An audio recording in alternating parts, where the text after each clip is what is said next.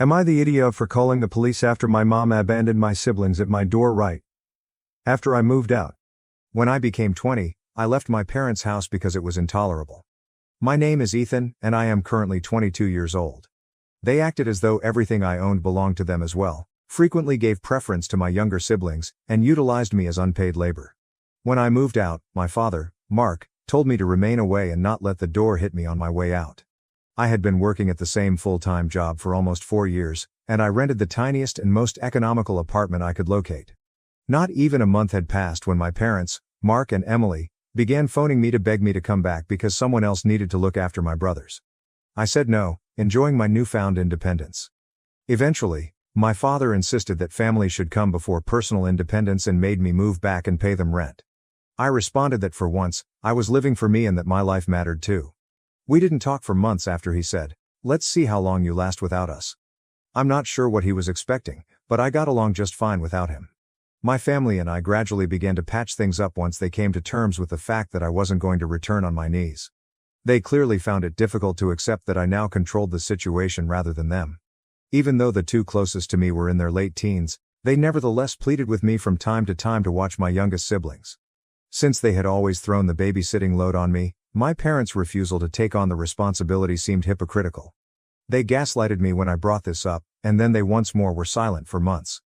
In the end, it was them who returned to seek my assistance. I recently purchased a used gaming console, but I was only able to afford the single game that was included. My mother requested me to keep my two youngest siblings for a bit one Saturday.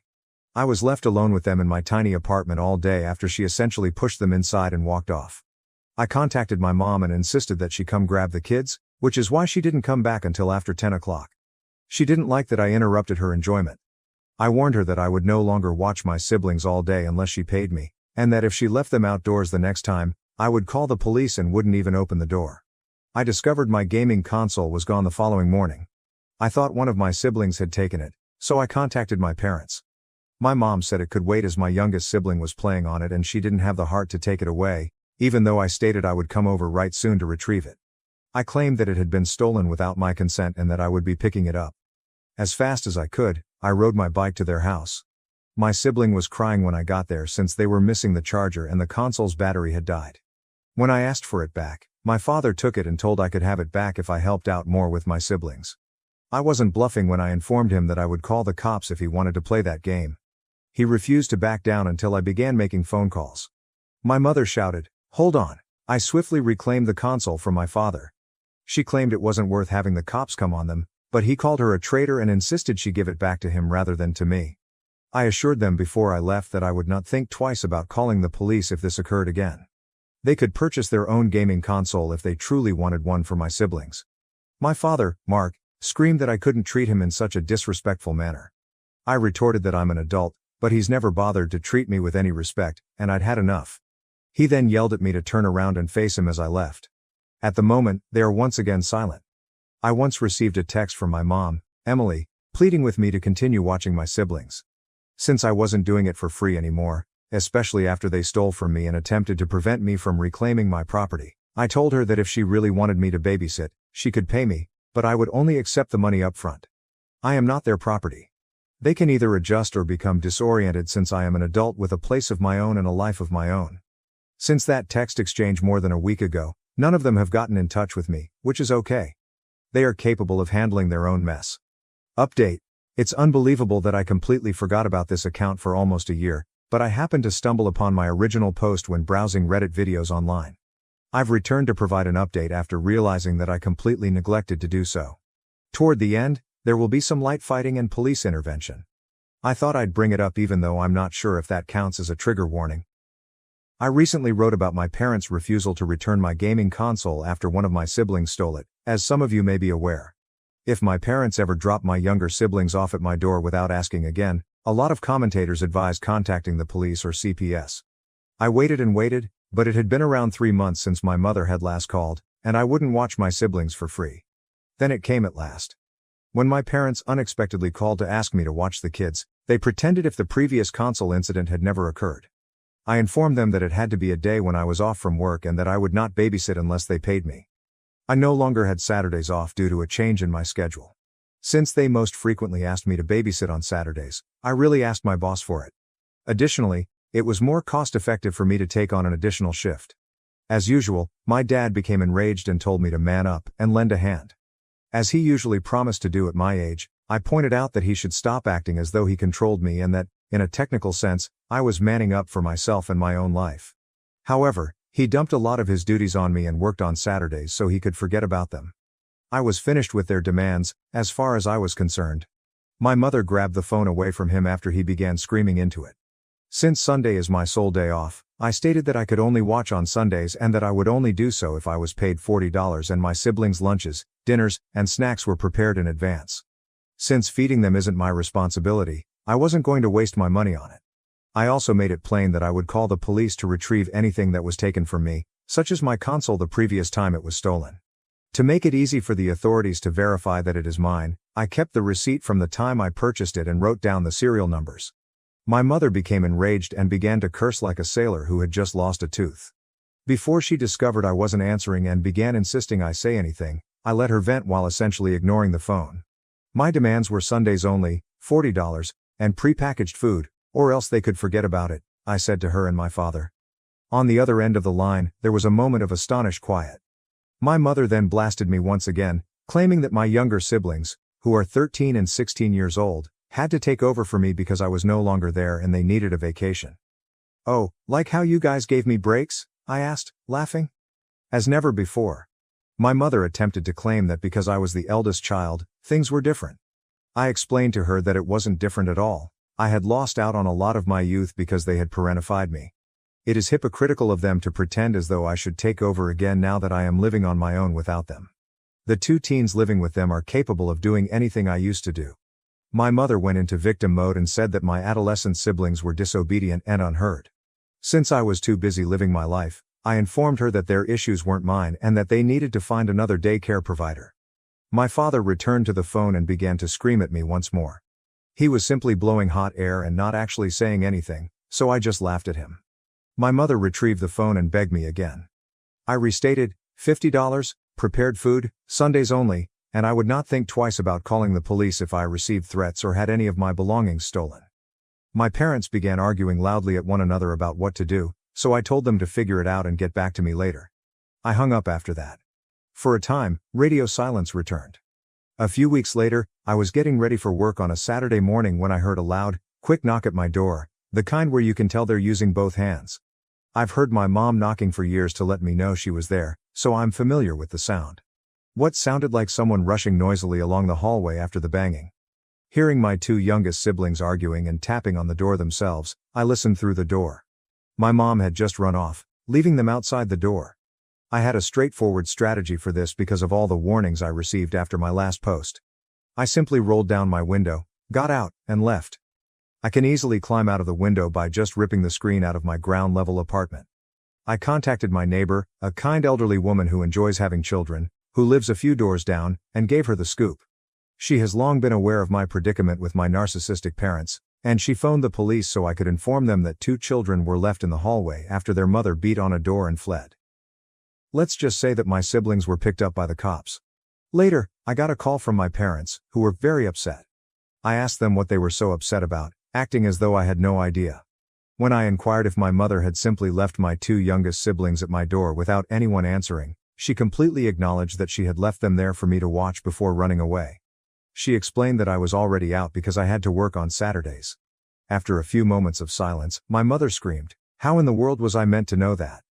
I retorted that she was solely to blame and that she had practically left her children at my door, hoping that I might have been home on a day that I had previously informed her I worked on multiple occasions. By forcing me to watch them, she was attempting to make me miss a shift. She began offering justifications, but I told her that what she had done was unacceptable and immature. I waited for her to stop weeping for a while before asking if she was finished. She reverted to her hostile demeanor and kept shouting. She shouted that she was being charged with child abandonment by the police. She left the children in the hallway, so I replied that wasn't really my fault. Then I said that if I had been at home and she had refused to come back for the kids, I would have called the police on her too because I had already informed them that I now worked on Saturdays and I didn't want to be forced to babysit anymore. She continued to argue pointlessly for the remainder of the call, which didn't really accomplish anything. In the end, my mom just received a fine and a slap on the wrist because she persuaded the police that she genuinely believed I was home. At least that's what my next sibling claimed when he contacted me. The fact that she had to pay a fine should make her reconsider leaving children at my door and fleeing again, but I'm not sure how much it was. Since my dad was at work and said he didn't know she was going to leave my brothers at my door, he wasn't charged. He was reportedly furious with my mother for doing it. I couldn't stop laughing at this pot and kettle scenario. However, I suppose I must give my old guy credit because he had never done what my mother did. In any case, my mom now has a police record, which is, in my opinion, a first strike in the eyes of the law. Thanksgiving was the turning point after that. I was completely anticipating my parents' invitation to be a trap of some sort. It was too. My dad pretended to be in control while he sat at the table smoking a cigarette during supper. He said, enough was enough, and that he was ending this farce after having my mom sit me down. He informed me that they had no more time for themselves and that the fine my mom had to pay had a significant negative financial impact, so I needed to return home, help with the bills and mortgage, and help raise my siblings. Regardless of how much he tried to command me, I just answered no, and I continued to do so. Even though he's a big man, he became so enraged that he actually attacked me. Fortunately, I'm not either, having acquired some amateur fighting techniques and been going to the gym for months. When he came at me, I kicked him quickly in the balls because I was wearing steel-toed boots too, and then I struck him hard enough in the face that he fell to the ground in an instant. He landed with a loud thud and clutched his groin, vomiting from the pain. I then informed my parents that I could easily prove he attacked me first because I had my phone filming in my pocket the entire time. I complied with my dad's order to leave his house and never return, but not before stealing a turkey leg from the plate and riding home to eat it. The only people who have phoned or contacted me since are my siblings. I marched out like a boss, they claimed, and now dad's poor balls are the subject of constant jokes in the house. I was invited to return for other holidays after spending Christmas with a friend's family. Update: my parents blame me for losing the baby because my mom was pregnant. I now see why my parents attempted to have me return home for Thanksgiving. I have just learned that my mom was expecting her 6th kid. First of all, shortly after my last post, one of my siblings discovered my Reddit account and showed it to our parents. In response, my parents stormed into my apartment and yelled at me, accusing me of being a horrible parent and of arranging for my mom to be detained. Yes, they are. Standing in my doorway, I yelled at them for all they had done, including putting my siblings at my door on a day when they knew I was at work. In any case, that is poor parenting. I would have called the police on mom when she left the kids at my door, so it didn't really matter that I set them up, it wouldn't have mattered in the end. I replied that behavior alone confirms my belief that they are bad parents, and my dad appeared to be about to raise a fist in my direction. Then he said that if he tried to hit me, it would end the same way it happened the last time, and I didn't think my boots, yes, I was wearing them, could hit his balls again. When he remembered what I had done to him the last time, Dad appeared to wince and tense his legs together. In the end, he dragged my mother out by the hand and left. Before he left the corridor, he shouted back that since I was entirely to blame, he expected me to reimburse them for the fine they had to pay for child abandonment. I informed them that I owed them nothing and told them to fuck off. They remained silent in response. I received some extremely horrible news not long ago. After a terrible incident at home, where she tripped on damp porch stairs and fell face down in gravel, my mom, who was about 7 months pregnant, lost the baby. To be honest, when I saw her before that, I had no idea she had been pregnant. She's always been awkward and a little heavier than average, not fat, but just enough that it's hard to tell if she's pregnant or not. She definitely wanted someone to blame because this was her first miscarriage, which is heartbreaking. I destroyed the family by not assisting them and by costing them a lot of money, therefore in her opinion, someone had to be me. She was on crutches when she and Dad returned to my place to accuse me of being the cause. I didn't come home to help when they needed me, thus she lost the baby. I called them out on their attempts to blame me for something that wasn't my fault and their need for free childcare, which led to a quite heated debate. In any case, I assured them, it's not my fault that they became pregnant again when Mom was 45. Dad was too frugal to ever replace or repair the decaying old porch, so blame it on it.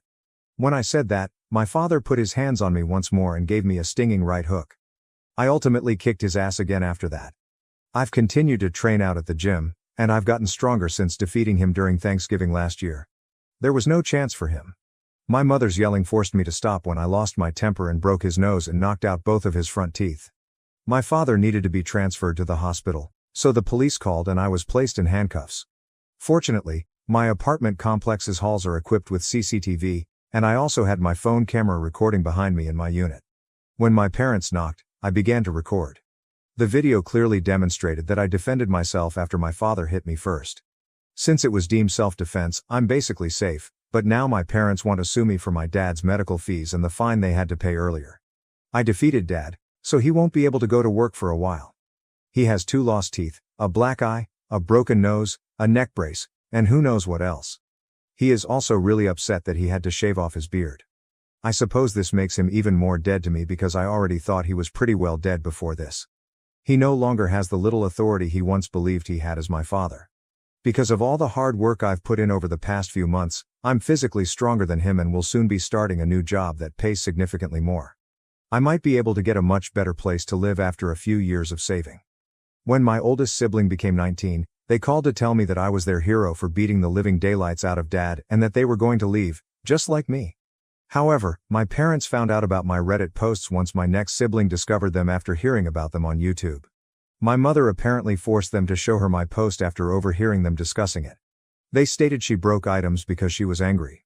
My siblings have expressed regret for letting Mom and Dad know, and they claim that if they had realized Mom was listening, they would never have brought it up. Additionally, both have expressed their happiness that there won't be another child. They already have to handle a lot of my parents' babysitting, which they detest. They acknowledge that they first blamed me for leaving, but they now understand that you have the right to choose your own path as an adult. Whether my parents will actually attempt to sue me is still up in the air, but I believe I can state that if they do, it will be a loss for them. My friend's uncle is a lawyer, and he promised to defend me in the event that my parents filed a lawsuit. He adds that since it was self-defense, they don't have much of a case. To my folks, who will most likely see this, leave me alone, please. That's all I have to say. My siblings and I are not your property, and I will assist them in leaving your home when they are old enough to do so at the age of 19. Both of you have always been self-centered egotists. It's not my fault that Mom lost the baby, and it's not my fault that you struggled so much without me around to watch your kids for free. Think of that smashed nose and missing teeth as a good excuse to avoid me in the future. Remember that because of you two, I have only told you a small portion of the nonsense that occurred in my life. I could share story after story about the events in my early years if I so desired. However, I wouldn't be satisfied with it. So please, don't bother me. P.S. Yes, my mom had to give birth to a stillborn baby at the hospital, but I wasn't going to bring it up earlier. According to my siblings, my parents had a secret funeral among themselves, and Mom brought home a little urn that she keeps in the bedroom. After leaving with the urn for a few hours, they returned intoxicated. My mom spent over 6 days in the hospital due to whatever injuries she sustained in the fall. I've contacted my siblings for further information. Someone asked if she had been shoved. I'm now doubting that myself. The only excuse I could come up with was that Mom was in a hurry to be somewhere when she slipped and fell off the porch. I've heard of folks suffering more severe injuries in more foolish ways. When I researched the cremation procedure, I found that it would take 8 to 12 days to obtain the ashes. This indicates that the urn they brought home was empty. I'm completely perplexed. However, my parents' funeral took place a few days after Mom left the hospital. Until the day of their small funeral, my parents kept that urn in the bedroom. They may have collected the ashes by then, I suppose. Perhaps it explains why they returned home intoxicated, but this situation is so strange and twisted that I'm having a hard time thinking about it anymore. Revise posting again so soon feels strange. I mentioned in my last post that my mom had a recent miscarriage following a serious fall. I had a bad feeling about the information I was given. I concluded that going directly to the source was the only way to obtain the truth after reading all of the comments I had gotten about it. I visited my parents on Sunday. They both appeared to be in terrible shape and were at home, sleeping. In addition to using crutches to walk more than a few steps, my mom appeared to be very exhausted. I saw that she had numerous bruises and bandages on her face from the fall a few steps from the door. My father. To find out how he appeared, read my previous post's depiction of him following the thrashing I inflicted. When I arrived, my parents were blown away. I insisted on knowing if there was ever a baby or if this was all a pathetic attempt to coerce me into returning home. After what happened, my dad claimed I had a lot of guts to show there and let myself in. However, my mother sobbed as she revealed that she had actually been pregnant. She stumbled into the bedroom and picked up a little urn that seemed really elaborate. It was filled with ashes. They didn't smell like anything, even when I looked to see if they resembled cigarette or barbecue ashes. I didn't really smell anything at all. Even though I had looked online and saw that it takes at least 8 to 12 days to get the ashes returned, I questioned why they brought the urn home and said that the ashes were already inside. Mom had spent no more than 6 days in the hospital. According to my mom, they purchased the urn online with the hope of retrieving the baby's ashes upon visiting the crematorium. They simply waited till they could retrieve the ashes a few days later and then went out to get drunk because they were so distraught that they couldn't bring the kid home yet. Mom said she begged the crematorium to do things a little faster. Her eyes were filled with real tears. Although I've witnessed her crocodile tears numerous times, this one didn't appear to be that. I learned more about my mother's fall and what transpired. She was late for her appointment with her physician, an OB/GYN, or whatever they are called. Mom clarified that she was attempting to get out to her appointment after oversleeping during her nap. Then, as she attempted to down the stairs, she slipped on a toy.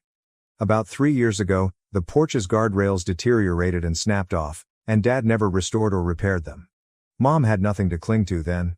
She fell straight off the porch, hitting the ground with her face and belly first. She even showed me the marks from her landing all over her stomach. She informed me that the child would have been a male. There would have been one more brother in addition to my 2 brothers and 2 sisters.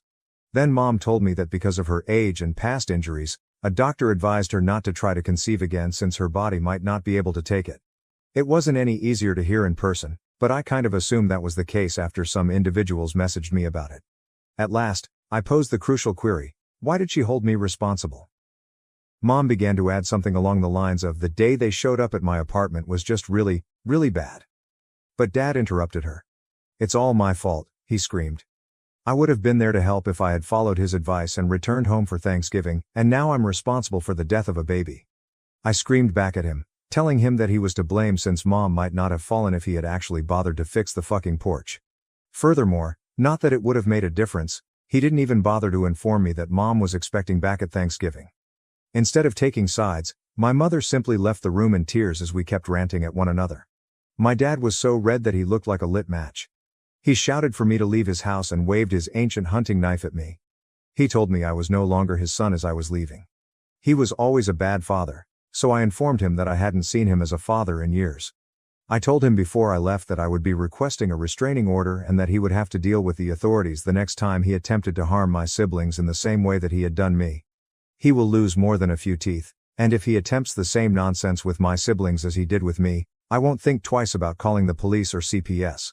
He swore at me from the front door, saying things like, "You son of a..." I retorted that that was a slight to Mom, and he became enraged once more. After that, I saluted him with one finger and rode off on my mountain bike. So, I suppose that's the best response I can give someone. I'm not sure what the truth is if this isn't it. Does it matter now though? As soon as possible, I'm going to file for a restraining order, and once I start earning money from my new work, I'll be seeking to transfer apartments.